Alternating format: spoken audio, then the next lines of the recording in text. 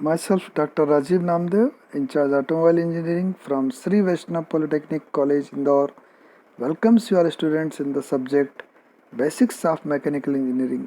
First, our today's chapter is Laws of Thermodynamics. In the last video, we have seen heat and work, ऊष्मा एवं कार्य क्या है, quasi-static प्रक्रम, आंतरिक ऊर्जा एवं एंथैल्पी क्या है और ऊष्मागतिकी साम्यावस्था के बारे में जाना.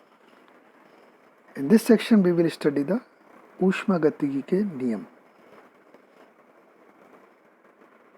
पहला, जीरोथ लॉ ऑफ थर्मोडायनामिक्स या ऊष्मागतिकी का शून्यवा नियम क्या है ये जानेंगे और उसके बाद हम जानेंगे फर्स्ट लॉ ऑफ थर्मोडायनामिक्स या ऊष्मागतिकी का प्रथम नियम क्या है इसके बारे में जानेंगे और कुछ संख्यात्मक प्रश्न करेंगे.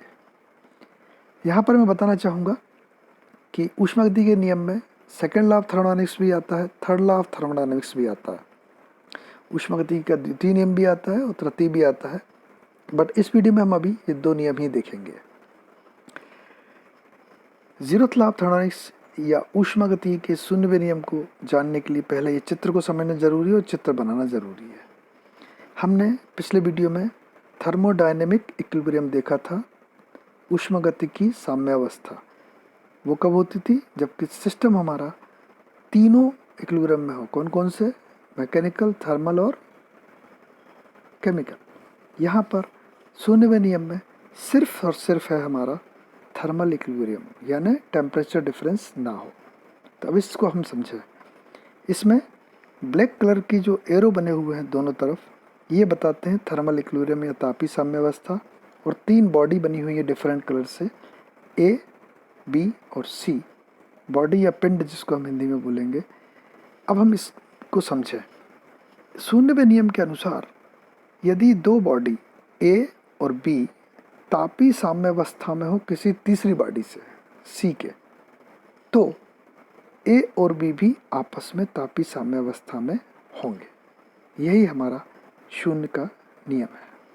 तो आइए इसी को हम पढ़ लें. स्टेटमेंट में ये चित्र बनाएंगे, इसके बाद हम लिखेंगे कि according to zeroth law of thermodynamics, if two bodies A and B are separately in thermal equilibrium with a third body C, then they both A and B will also be in thermal equilibrium with each other. ऊष्मागतिकी के शून्यवें नियम के अनुसार यदि दो पिंड A और B अलग अलग तीसरे पिंड C के साथ तापी साम्यावस्था में हैं, तो वे दोनों A और B भी आपस में तापी साम्यावस्था में होंगे. इसी को हम ऊष्मागतिकी का शून्यवा नियम कहते हैं और हमें परीक्षा में लिखने आता है. तो हम ये चित्र बनाएंगे और ये स्टेटमेंट एज इट इज़ लिखेंगे. इसका उपयोग जो है, it is used to compare the temperatures of multiple objects. इसका उपयोग विभिन्न वस्तुओं के तापक्रमों की तुलना करने के लिए किया जाता है. बस ये हमारा था शून्यवा नियम. अब हम आते हैं फर्स्ट लॉ ऑफ थर्मोडायनामिक्स पर, ऊष्मागतिकी के प्रथम नियम पर. यहाँ पर देखिए, आप पहले इसमें चित्र जरूर बनाइएगा. इसमें एक रेड कलर से सिस्टम बना हुआ है या निकाय बना हुआ है. इसमें ऊष्मा दी जा रही है तो ये धनात्मक होगी. Heat is given to the system so it will be positive and work is taken from the system so it will be again be positive. तो यहाँ पर हीट दी जा रही है और वर्क लिया जा रहा है, दोनों पॉजिटिव हैं. उल्टा भी हो सकता है कि कार्य किया जाए तो वो नेगेटिव हो जाएगा, एरो की डायरेक्शन बदल जाएगी और इसी प्रकार से फिर ऊष्मा सिस्टम में ना जा कर के निकलेगी. Heat will be liberated from the system, तो वो भी नेगेटिव होगी. तो मतलब ये है कि किसी भी सिस्टम में थर्मोडायनामिक्स में हम हीट और वर्क पर काम करते हैं. तो ये हीट और वर्क जो होते हैं आपस में कन्वर्टिबल है, दे आर म्यूचुअली कन्वर्टिबल. और यही हमारा प्रथम नियम है. तो हम ये चित्र बनाएंगे और इसके बाद अब हम स्टेटमेंट पढ़ते हैं. First law of thermodynamics states that heat and work are mutually convertible. ऊष्मागतिकी के प्रथम नियम के अनुसार ऊष्मा एवं कार्य परस्पर परिवर्तनीय है. सेकंड पॉइंट हम इसमें लिखेंगे, it is based on law of conservation of energy. ये ऊर्जा विनाशता के नियम पर आधारित है. अब आप बुक वगैरह में जो पढ़ते हैं वो यहाँ से शुरू करता है, based on law of conservation of energy, और इसको डिफाइन कर देता है कि energy can neither be created not destroyed, it's forms can be change. ना तो ऊर्जा को हम उत्पन्न कर सकते हैं, ना ही नष्ट. बल्कि इसका रूपांतरण कर सकते हैं। वो क्या है? Law of conservation of energy. फसला नहीं है, फसला क्या है?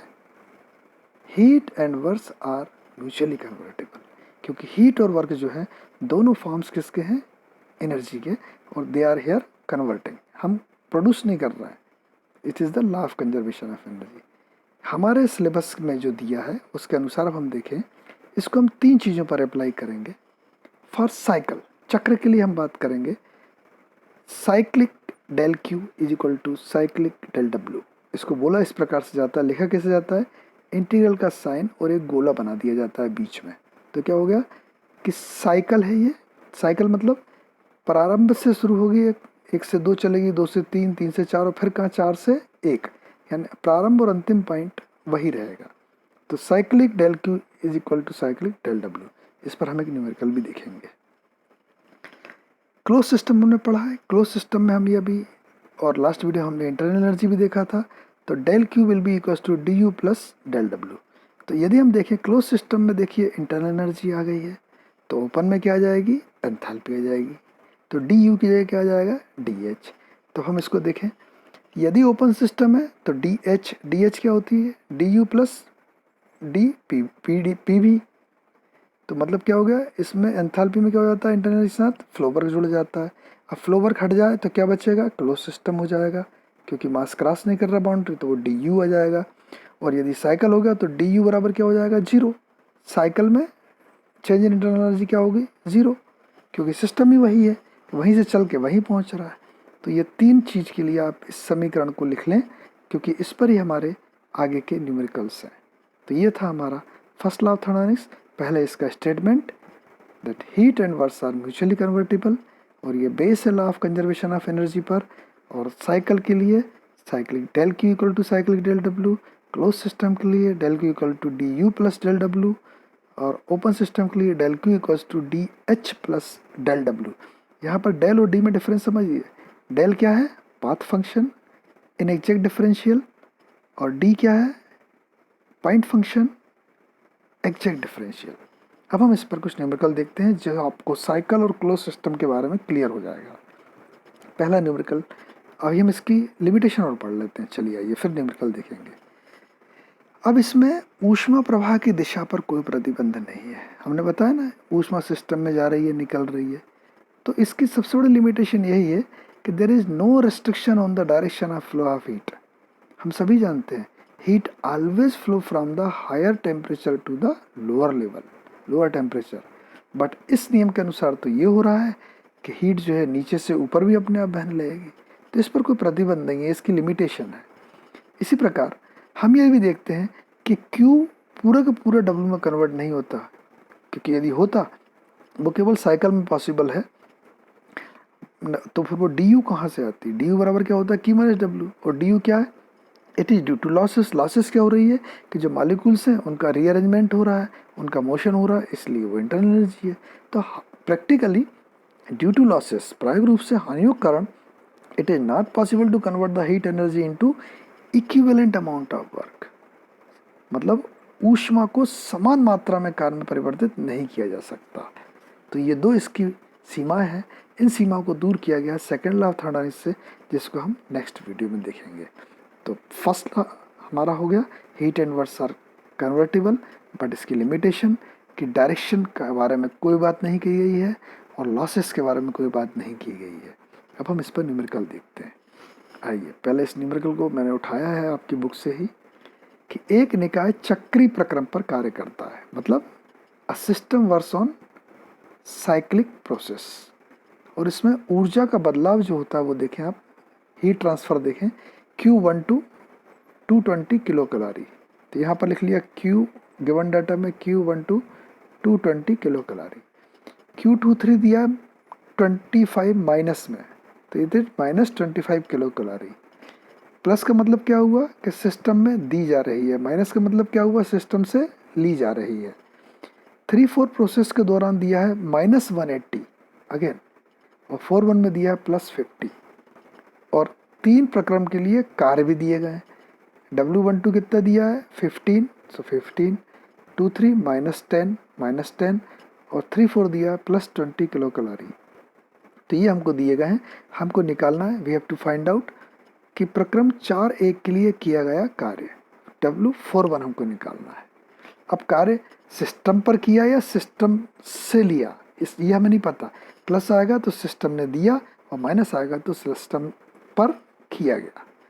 तो अब ये चूंकि साइक्लिक प्रोसेस है तो इसमें फर्स्ट लॉ क्या लगेगा, cyclic del Q equals to cyclic del W. मतलब जो हीट है वो हम एक तरफ लिख लेंगे Q12 plus Q23 plus Q34 plus Q41, और W एक तरफ लिख लेंगे W12 plus W23 plus W34 plus W41।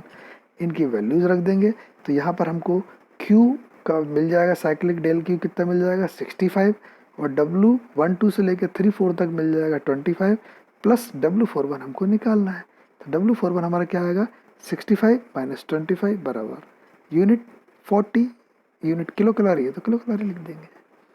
छोटा सा सवाल। तो अब आप समझ गए होंगे कि जो हमने यहाँ पर फार्मूला लिखा था फर्स्ट लॉ में कि for cycle del Q equals to del W, उसको हम एक्चुअल में न्यूमेरिकल में किस तरह से इम्प्लीमेंट किए। अब हम प्रोसेस पे बात करते हैं।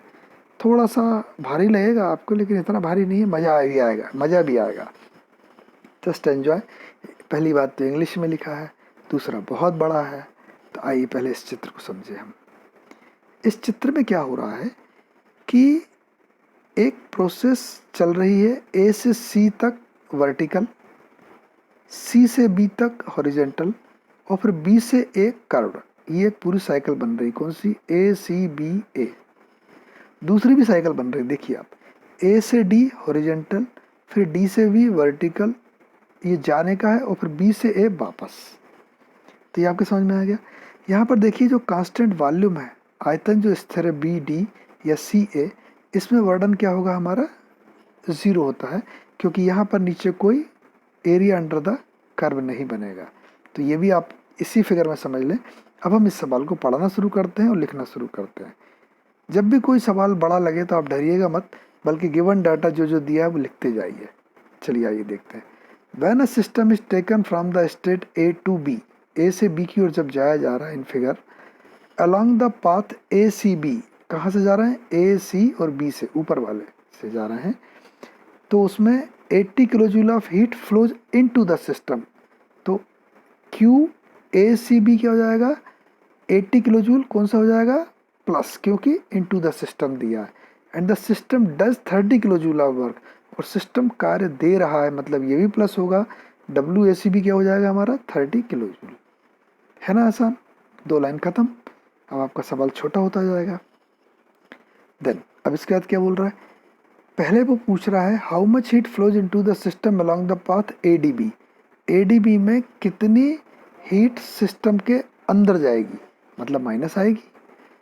यदि वर्क डन जो है वो 20 किलो, वर्क डन जो है 10 किलो जूल हो, तो work done by the system, तो ये 10 किलो जूल क्या हो जाएगा प्लस ए डी बी। तो ये पहली बात तो ए सी बी और ए डी बी में कंपेयर किया जा रहा है पहले केस में। आइए पहला केस कर लेते हैं पहले। तो पहला केस क्या हो गया हमारा, केवल एक ये क्लोज साइकिल है, साइकिल नहीं है, ए सी बी ये एक प्रोसेस है और क्लोज्ड प्रोसेस है, क्लोज सिस्टम की प्रोसेस है। तो इसमें फार्मूला क्या लगेगा, del Q equals to d U plus del W. अब पाथ ए सी बी के लिए क्या हो जाएगा, क्यू ए सी बी बराबर d U plus del W A C B, और ए सी बी के लिए क्या हो जाएगा, ए सी बी की जगह पर ए डी बी। ये ए डी बी है, we also know for path, A C B नहीं है दूसरा वाला, ये ए डी बी है। तो यहाँ पर ए सी बी जहाँ लिखा है वहाँ ए डी बी आ गया। दोनों फार्मूले सेम है। पहले हम इस पर लगाएंगे ए डी बी पर, A D B by god, A D B path के लिए, हाँ for the A D B. पहला वाला है ए सी बी, ए सी बी, ये कुछ गलत लिखा गया, ए डी बी निकालना है। अच्छा ओके, रेड कलर है ए डी बी, वो निकलेगा आखिरी में। तो पाथ पहला वाला ए सी बी के लिए क्या हो जाएगा, ए सी बी में क्यू दिया है आपको, कितना दिया है यहाँ पर 80, और डब्ल्यू ए सी बी कितना दिया है 30। तो डी यू आपका क्या हो जाएगा, Q A C B minus W A C B, और डी यू को हम क्या लिख सकते हैं, U B minus U A बराबर 80 माइनस 30 बराबर 50।